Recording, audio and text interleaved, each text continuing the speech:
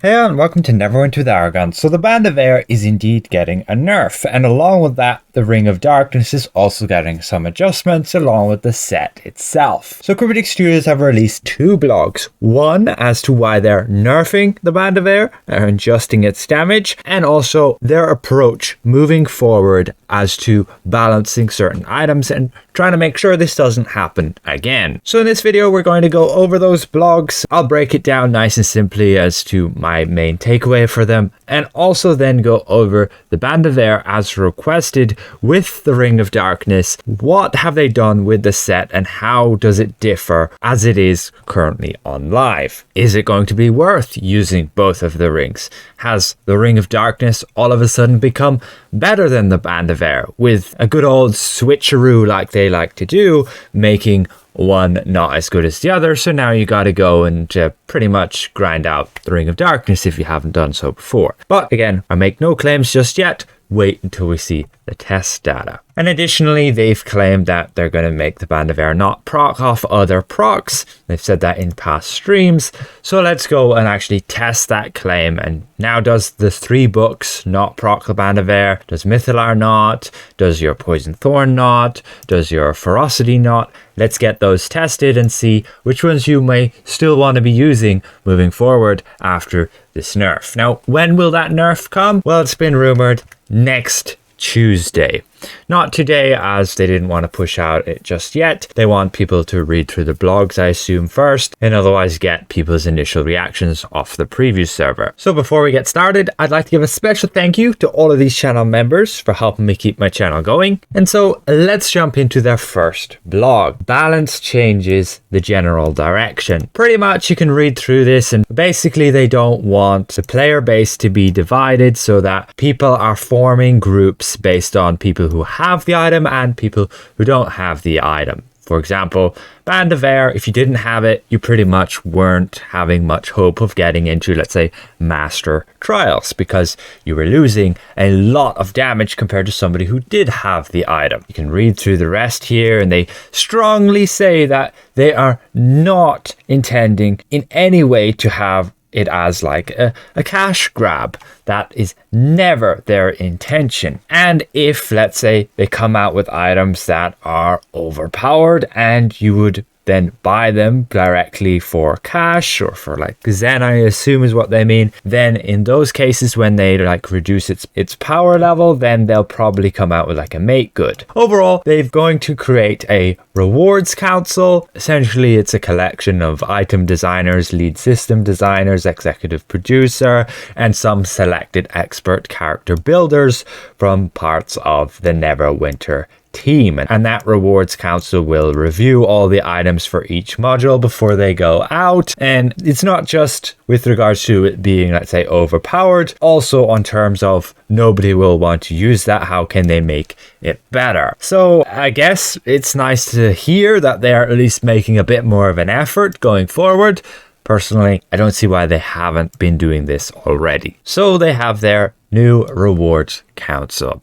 Moving on to the Band of Air blog, we have that just here. And again, basically, they're going to be reducing the effectiveness of the Band of Air because it wasn't intended for it to deal as much damage as it did. They go and they give a comparison where basically the Band of Air has your base damage times 6, aka 600 magnitude. And typically they want at-wills to be like 1 times your weapon damage, and encounters 3 times your weapon damage, and dailies used to be 5 but are around 10 times your weapon damage by now. And so basically what's happened is if you're just left clicking and holding, like say on a rogue, your at-wills are doing like times 7 the amount of damage that they should. So overall it was again just far too overpowered for just one item. And so what they want to do is compare the Band of Air versus the Red Eyes Glare. Have it on a similar playing field. And I don't know how they're going to do that across all the classes, and they're not. They're going to take classes which the Band of Air is exceptionally good on and then reduce it on that class. So like the rogue, the warlock. But that's not ideal, but that's how they're gonna do it, I guess. And so the Red Eyes Glare is like their baseline, and they want to make it comparable with the damage you're seeing from that. So the Red Eyes Glare, as you can see, gives 5% power and 2.5% accuracy. That's it. No requirement with regards to positioning or uptime on anything. And so that statistical boost in an endgame character will contribute to about 4% damage gain when you're at it going 85% power to 90% using the ring to cap it, going from 87.5% accuracy to 90% using again the ring to cap it. So again, 4%. And just looking at a quick DPS test with the Touch of Wind being the Band of Air's damage, we were seeing a 4% damage increase overall with the Touch of Wind. So they got it pretty right. I'm impressed in that regard. They definitely did a bit of testing. And they went over that, yes, they are going to be also reducing the Ring of Darkness a little bit, although it won't necessarily be on the same tier as the Band of Air. And then the set bonus, which is Queen's Empowerment, they say they didn't really touch it. They didn't alter it. So it should have better damage than it was before in comparison to the Band of Air. Again, we'll see. I'll show my testing data. They say on some builds you might prefer the Band of Air with the set bonus, but some builds might still find the base of Band of Air better. But let's move on to my testing data, as we were here then in Chult for an extended period of time testing everything out, including the Demogorgon set. So again, we got a bunch of test data here, and testing the Ring of Darkness, we can see it gives the Lingering Darkness. This being on the live server, we can see it was about 6% of our overall damage. Moving to the preview server, we can see that Lingering Darkness has gone down to 3%. So let's not bore you with the rest of the test data just there. We'll just show you this chart, the before and after. Basically, the Band of Air was dealing like 108k DPS, which was 21% of our damage. After, it's now dealing 19k, which is 4%. The Ring of Darkness has gone from dealing 27,000, which is about 6%, to just 12,000, which is 3%. So they've basically halved it. And then the Queen's Empowerment, which is the bonus you obtain, or it's what happens to when you use both the rings. You can see it changes the rings. Basically, you gain the 2 of set, increased proc chance from the ring effects by 5%. That's good. However, Lingering Darkness becomes Dooming Darkness, and it does less damage per tick, but the final tick does 10 times the amount of damage. Most importantly, the Touch of Wind from the Band of Air becomes Airy Defender, and Airy Defender summons an Airy Defender that will attack your enemies for a time. So you pretty much lose entirely the empowers your weapon with Force of Air, giving it a 10% chance to do additional damage per attack. You lose that completely. And so looking back here, Queen's Empowerment, which is including the then Lingering Darkness and the damage from the Band of Air, you can see that just here. You get Dooming Darkness, and you also get Blast of Air. We add them up, and we're getting a total of 36,000 encounter DPS. And then if we go over to the preview server where they changed it, we can see again Dooming Darkness here, 12.7 thousand, and Blast of Air 6.6. We add them up and we get about 19,000, which is only about 5% of our entire encounter DPS. Now that's pretty close. You can see the Band of Air, you may as well just run it by itself, as it's also 19,000. With regards to why 19,000 here is 4% and why 19,000 here is 5%, that can be a little bit off with regards to the adding of what I'm doing, because it's not exact when you look at, let's say, this test data and these percentages here. They can be like 2.5% and it rounds it up to 3%, if you know what I mean. And then it might round it down as well. So not exact math there, but basically what you're seeing is that Queen's Empowerment, when you use 2 of the rings, is dealing about the same amount of damage as you would just get from the Band of Air, which is ridiculous, and it means that it's not viable whatsoever to run both of the rings. You're pretty much just wasting a ring slot. Just go with the Band of Air and chuck in something like the Red Eyes Glare, or the Soothsayer's Ring. And that would give you then the most damage output on a rogue, at least. Now to test out everything that procs the Band of Air in the past. Your Mythallar set, your storybooks, your Poison Thorn, your Ferocity. Let's get them tested and see, do they still proc it? Maybe one of them does. Maybe the Storyteller books still proc it and they might be worth using. Well, again, we do a bit of testing, and this is our base damage. Touch of Wind, 68 hits in 5 minutes and 25 seconds of combat time. Using then our Cursed Burn, we can see the Touch of Wind just over 60 hits, 5 minutes and 27. So no changes in the amount of procs. It's even gone a little bit down. That's just because of the chance. And so definitely Cursed Burn doesn't proc it.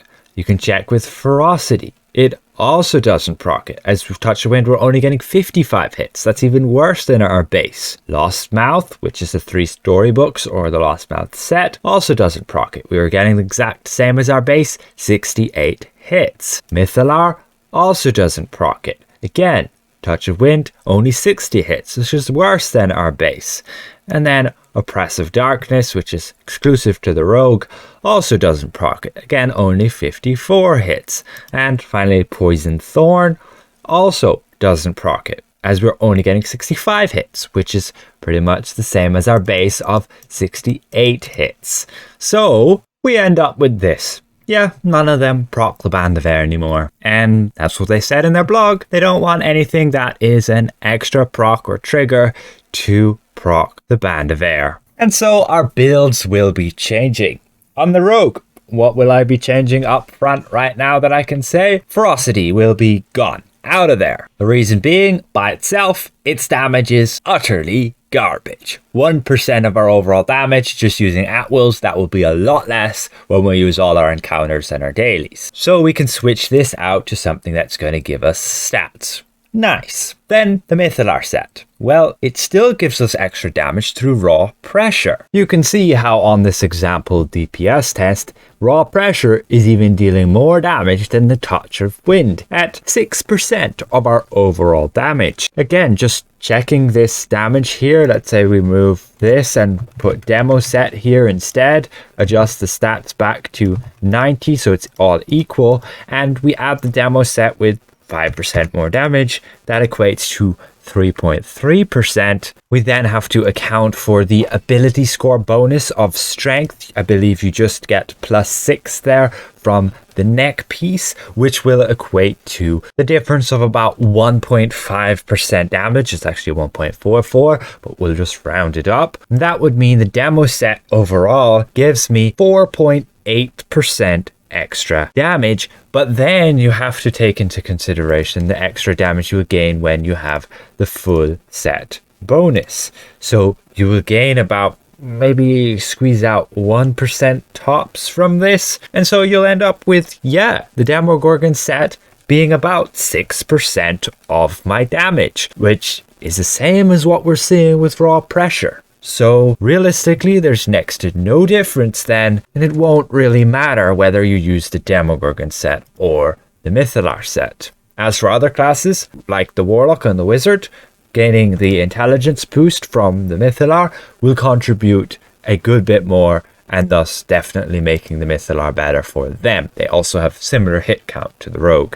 so they could proc it just as readily. And otherwise, there's going to be no change with Poison Thorn. It's still great for single target damage. And the 3 storybooks, yes, I will still use them in any scaled content. And when you're not in scaled content and were to gain an item level boost instead, the overall damage gain of the 3 books is still minutely better, again, depending on your class, how often you can proc it. Again, Lost Mouth's Vengeance was like 2% of my damage, which is pretty neat, and that means that this actually additional hit would be 2%, which would mean it does give a bit more damage than just having the item level. But that's that. Those are pretty much the changes I will be having up front with my rogue build. Nothing too drastic, if I do say so. Will I still use the Band of Air? Yeah, I probably will, at least for the time being, until something better comes along. I could, of course, switch to using more stats. I could switch the Band of Air to the Red Eyes Glare and